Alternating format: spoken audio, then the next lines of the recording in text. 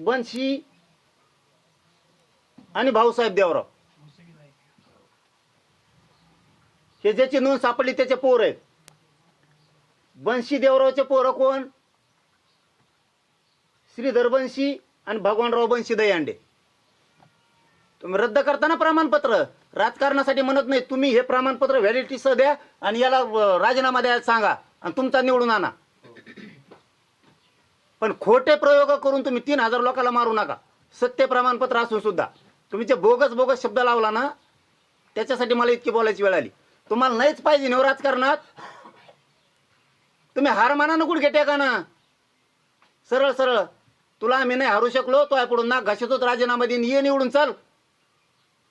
पण प्रमाणपत्र खोटं बोगस कसं काय म्हणता तुम्ही इतके पुरावे असून? निवडून यासाठी हे चाळे करणार, सत्ता तुमच्या हातात आहे म्हणून खऱ्याचं खोटं आणि खोट्याचं खरं करणार तुम्ही. आता श्रीधर बनशीचा बनशी देवरावला 2 पोर आहेत. एक श्रीधर बनशी आणि भगवान बनशी. आणि इथं त्यांना 2 मुलं आहेत. विष्णू दहीहंडे. मुलाचं नाव काय आहे? त्या विष्णू श्रीधर दहीहंडे. विष्णू श्रीधर दहीहंडे आणि ज्योती दहीहंडे. काय रक्ताचं नातं पाहिजे तुम्हाला? निवडणुकीत त्यांना हरवायचं तर हरवा ना. काय रक्ताचं नातं पाहिजे? रद्द झालं कशावर? कशावर केलं? पैशावर? पैशावर केलं का? एक जण म्हणतो शिरसाटकडी, एक जण म्हणतो घुमरेकडी, म्हणून रद्द केलं. कशामुळे रद्द केलं? हे तुमच्या राजकीय स्वार्थासाठी शिंदे साहेब. आणि बच्चू कडू कुणाचा आहे? शिवसेनेत प्रवेश नाही त्याचा. किती गैरसमज पसरला राज्यात तुम्ही येऊ. मला आयुष्यातही शिंदे साहेबावरती संशय येत नव्हता. आयुष्यात इतकं मानतो त्या माणसाला मी. पण शिंदे साहेब मला सांगा, तुमचे हे मंत्री असं करणार का? मी उदय सामंत साहेबाला सुद्धा सांगितलं होतं बरं का त्या टायमाला, की तुम्ही घात करता हॉस्पिटलला मुंबईत. खऱ्याचं खरं करा, खोट्याचं खोटं करा.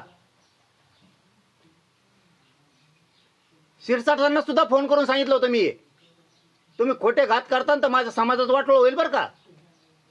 आणि विलास घुमरेला सुद्धा सांगितलं होतं मी हॉस्पिटललाच, हेच विषय तुम्ही वाटोळं करता ना मराठ्यांचं तुमच्या राजकीय स्वार्थासाठी. केलंच नाही शिंदे साहेब तुम्ही तेच. तुमच्यावर मला कधी डाऊट येत नव्हता. शिंदे साहेबासारखं मी कोणालाच म्हणत नाही. तुम्ही मला काही करू शकत नाही. जा तिकडं, बघन मी बी काय करायचं ते.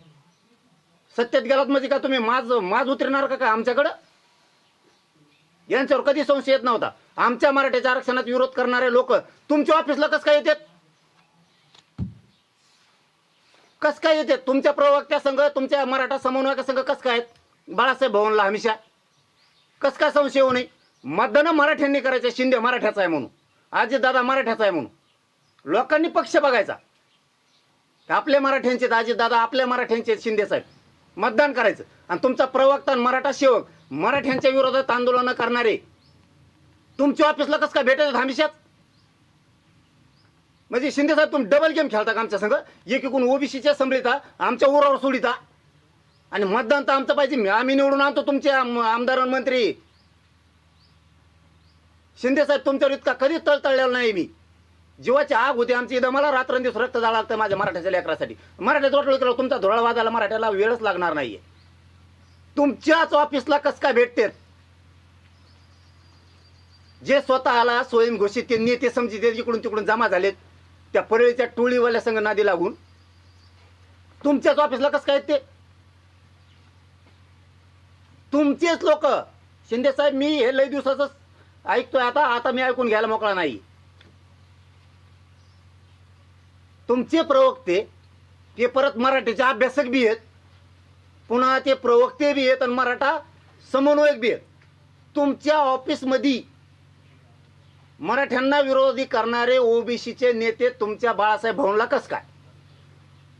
ते तर तुम्हाला विषय देतात. मग तुम्ही सांगितलं का दाटून मला विषय द्यायचा आहे, पण मराठ्याच्या विरोधात जरांगेच्या विरोधात आंदोलन कर? हे 2 कारण सांगितले तुम्हाला आता. आणि तिसरं सांगतो, तुम्ही जे मराठ्यांच्याच काही समन्वयकाला माझ्या विरोधात आंदोलन करायला लावता ना, ते सुद्धा तुमच्याच पक्षाचे, तुमच्या पक्षाच्या कॉलेज आहे संभाजीनगरला, तिथं बैठका होत्यात माझ्या विरोधात, तुमच्या सांगण्यावर होत्यात एकनाथ शिंदे साहेब. एक गुण मी पण लागतो आणि एक गुण अंगावर पण घालता का? तुमच्या पक्षाचा नेता कार्यकर्ता त्याचं कॉलेज संभाजीनगरला, तिथं बैठका होत्यात आणि ते सगळेच तुमच्याच पक्षातले लोक आहेत. कशाला रे असं विस्तारित शिंदे साहेब? ठासून करावं, काय करायचं, मैत्री करावं तर ठासून करावं, शत्रुत्व करायचं ठासून करावं. तुम्ही असे छक्के पंजे खेळताल असं मला कधीच अपेक्षा नव्हती शिंदे साहेब तुमच्याकडून. कारण आम्ही मराठीच्या पोरांनी तेवढ्या खस्ता खाल्ल्या तुमचे लोक निवडून आणताना. आम्ही थोडं बी लक्ष दिलं नसतं ना, तुमचे लोकच निघले नसते. तुमचा गद्दारीचा डाग पोसाला आम्ही मराठी आहेत. आमच्यावर ही वेळ येऊ देऊ नका उद्धव ठाकरे बारा म्हणायची, ती उद्धव ठाकरे साहेब बारा म्हणायची वेळ येऊ देऊ नका. कारण का आम्ही तेवढं रक्त झिजलंय, 1 रुपया घेतलेला नाही तुमचा, 1 रुपया. लोक इथं प्रचाराला नुसतं बाहेर जायचं म्हणलं तरी 500 रुपये तिकीट कमाने घेतात, 1 रुपया नाही. विचारा उदय सामंत साहेबाच्या शब्दावरती. आणि ते माणसं बरे असे वाटायला लागले, ते उदय सामंत साहेब, शंभूराजी देसाई साहेब तुम्ही लीडर आहेत आणि आमचा मराठ्यांचा माणूस म्हणून शिंदे साहेब तुम्हाला तळ हाताच्या फोडवर घेतलाय आम्ही. आणि तुम्ही ओबीसीचे लोक आमच्या अंगावर घालता, आमच्या विरोधात आंदोलन बसवता.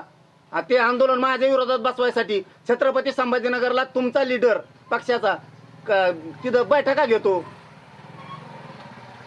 त्या कॉलेजवर, आणि मग आता आंदोलन करणार माझ्या विरोधात. आणि ते शिंदे साहेबाचे लोक, आणि शिंदे साहेबाची प्रतिष्ठा वाढवायला फडणवीस साहेबापाशी आम्ही शिट निवडून आल्यावर तुमचं प्रतिष्ठा वाढेल ना. पळल्यावर तुम्हाला विचारेन का कोणी दिल्लीत आणि त्याच्यात? ही उपकाराची परतफेड कराल का शिंदे साहेब तुम्ही? त्यांना बळ घुमरे साहेब देणार, परत तो शिरसाट साहेब देणार त्या बैठका घ्यायला. याच्या अगोदर सुद्धा मी 1.5 वर्षापूर्वी सांगितलं होतं, शिरसाट साहेब तुम्ही करताय ते चूक करताय. तुमच्या बंगल्यात बैठका झाल्यात आणि तुमच्या बैठका, त्या बंगल्यात बैठका घेऊन तुम्ही माझ्या विरोधात आंदोलन करायला लावायला लागलात. ही मला माहिती मिळाली आणि तुम्ही फोनवर म्हणलेलं मला इथून पुढे होणार नाही.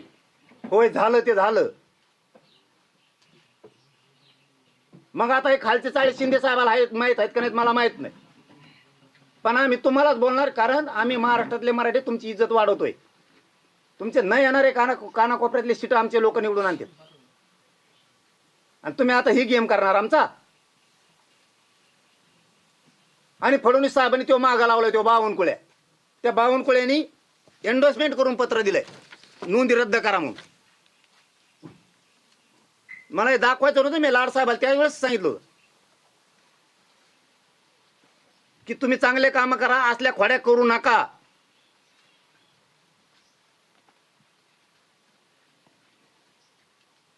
हे बावनकुळ्यांनी दिलेलं एंडोर्समेंट करून पत्र. बीडच्या कलेक्टरला तात्काळ नोंदी रद्द करण्यात याव्यात. रद्द नाही होणार तर काय होणार? राजकीय दबावातून मराठ्या हो. मराठ्यांना प्रश्न विचारतोय, होणार नाही तर काय होणार? होणार नाही तर काय होणार? कितीही खरं असू द्या मराठी हो आपलं, प्रमाणपत्र रद्द होणार नाही तर काय होणार? सत्ता त्यांजवळ आहे, अधिकारी त्यांच्या हातात आहेत. जे बोगस बोगस उठवले कालपासून प्रमाणपत्र धोक्यात आले, प्रमाणपत्र जरांगे पाटलाचं आंदोलन धोक्यात आलं. अरे मी लढू शकतो मराठी हो तुमच्या लेकरा बाळासाठी, फक्त लढू शकतो. हे जर रद्द करायला लागले तर मी काय करू? त्याच्यासाठी तुम्हाला उठाव करावा लागणार आहे. आता यांचा माज जिरवावा लागणार आहे आपल्याला. मी फक्त लढू शकतो.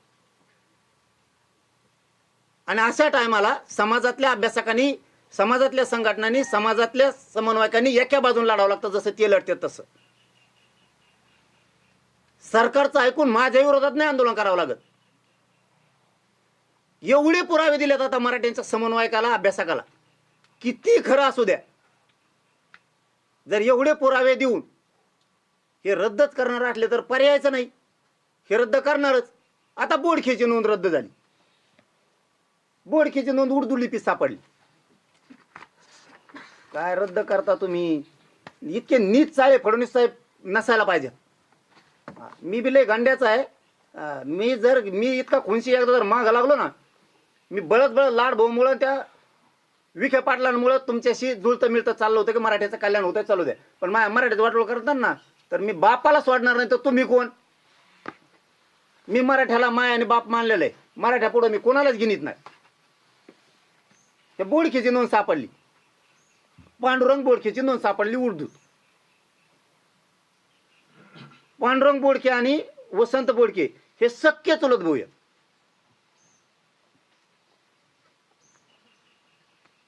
त्या वसंतचा मुलगा संजय बोडखे कुणबी प्रमाणपत्र दिलं. संजय बोडखेचे 2 मुलं आहेत, गौरव संजय बोडखे आणि गीतांजली संजय बोडखे.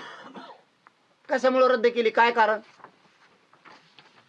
ही उर्दू सापडलेली त्यांची नोंद.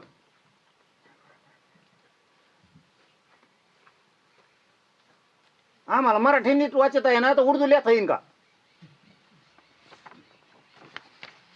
याच ट्रान्सलेशन करून दिलेलं